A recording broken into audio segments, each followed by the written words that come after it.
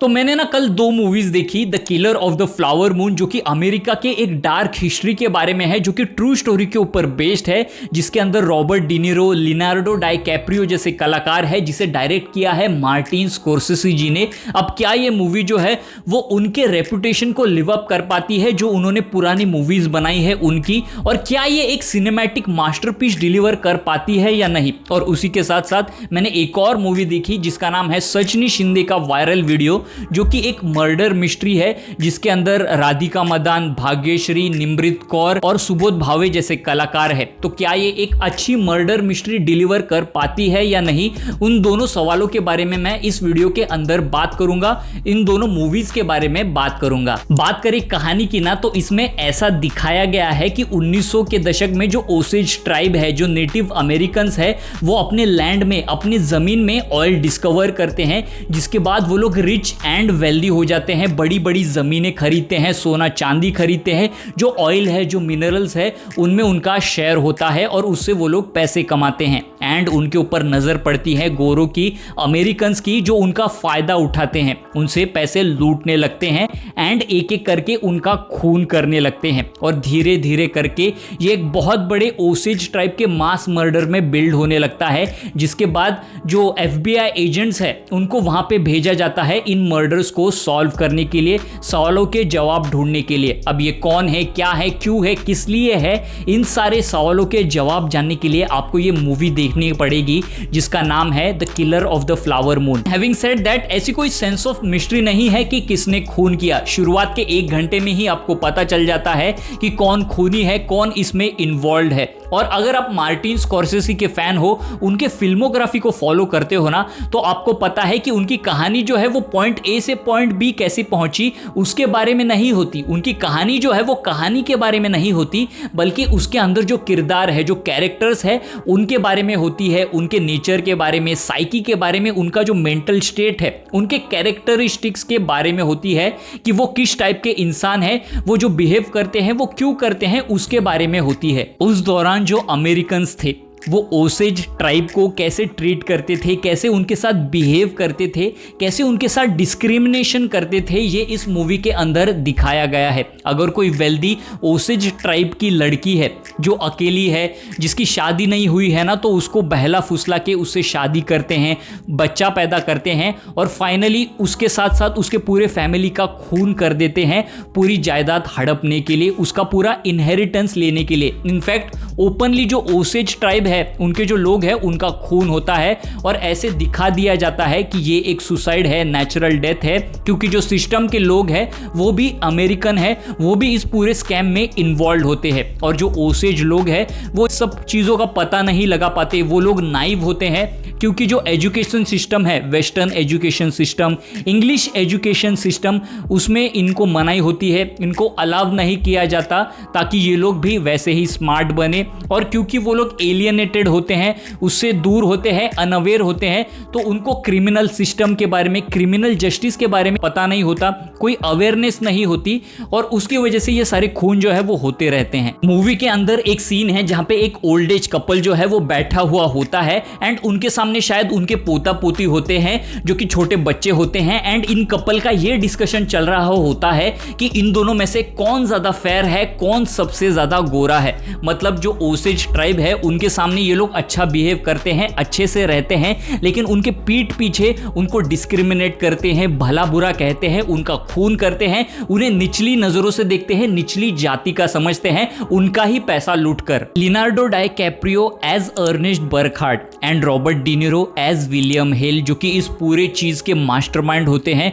जो कि Osage tribe के मर्डर का पूरा मास्टर प्लान करते हैं। और ये दोनों मिलके कैसे एक एक करके खून करते हैं और धीरे धीरे कैसे ये मास मर्डर में तब्दील हो जाता है। एक पॉइंट के बाद जो लियोनार्डो डाइकैप्रियो का कैरेक्टर है ना, अर्नेस्ट, उसे गिल्टी फील होने लगता है, बुरा फील होने लगता है अपनी बीवी के साथ जो वो करता है। लेकिन वही दूसरी तरफ जो विलियम होता है ना, उसे लगता है कि हम सही चीज कर रहे हैं, यही चीज होनी चाहिए, इन पे उसका हक है, इस चीज पे उसका हक है, उसे ये फील होता है, जो मेरे हिसाब से ना वो काफी डिसिल्यूजन्ड होता है, सेल्फ राइचियस होता है, जो कि काफी गलत है। इनफैक्ट वो ब्रेन वॉश करता है अर्नेस्ट की कि ये सही है, और जिसके दबाव के अंदर वो दबते जाता है। और ये ब्यूटीफुली पोर्ट्रे किया है रॉबर्ट डिनीरो ने एंड लियोनार्डो डाइकैप्रियो ने। मतलब जिस तरह से वो अपने रिलेशनशिप को बिल्ड करते हैं, जो डायनेमिक्स हमें देखने को मिलता है, बिना कुछ अपने रिलेशनशिप को डिस्क्राइब करे हमें उनका जो डायनेमिक्स है वो पता चल जाता है कि कौन किसको डोमिनेट कर रहा है,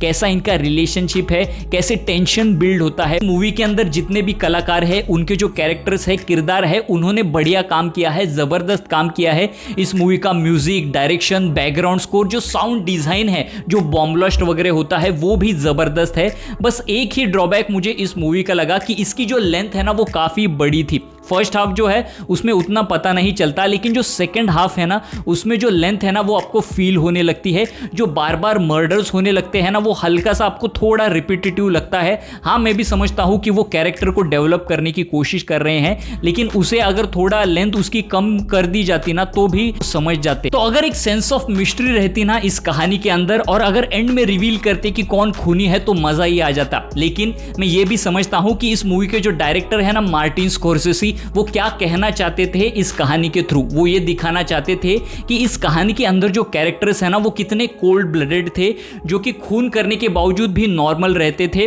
और जिन लोगों का वो खून करते थे ना उनके फैमिली मेंबर्स के साथ अच्छे से रहते थे, उनके साथ सिंपैथी दिखाने की कोशिश करते थे, उनको हेल्प करने की कोशिश करते थे, और खुद ये मानते थे कि उनके साथ गलत हुआ है और खुद ही गलत करते थे, और खुद ये भी बिलीव करते थे कि उन्होंने कोई गलत चीज नहीं की है, जो कि एक इविल जीनियस टाइप का एक ट्रेट है उनके अंदर, जो कि ना बढ़िया लगता है देखने में, और आपको ना ह्यूमन नेचर के बारे में और पता चलता है और डीप लेवल पे, और देखने में मजा आता है। ओवरऑल ये एक बढ़िया मूवी है, वेल मेड मूवी है, एंड मार्टिन स्कोर्सेसी की एक और मास्टरपीस में से एक है। लेकिन ये मूवी जो है वो हर किसी के लिए नहीं है, हर किसी को समझ में भी नहीं आएगी, क्योंकि अगर आपको एक कमर्शियल फिल्म पसंद है जिसमें मारधाड़ होता है, अगर आपका अटेंशन स्पैन जो है वो शॉर्ट है, तो ये मूवी आपको शायद पसंद नहीं आएगी। क्योंकि इस मूवी का जो लेंथ है वो है 3 या ऑलमोस्ट 3.5 घंटे की ये फिल्म है, जो कि एक स्लो बर्नर है, जिसमें बहुत ज्यादा ठहराव है, कैरेक्टर का धीरे धीरे जो है वो कैरेक्टर डेवलपमेंट होता है।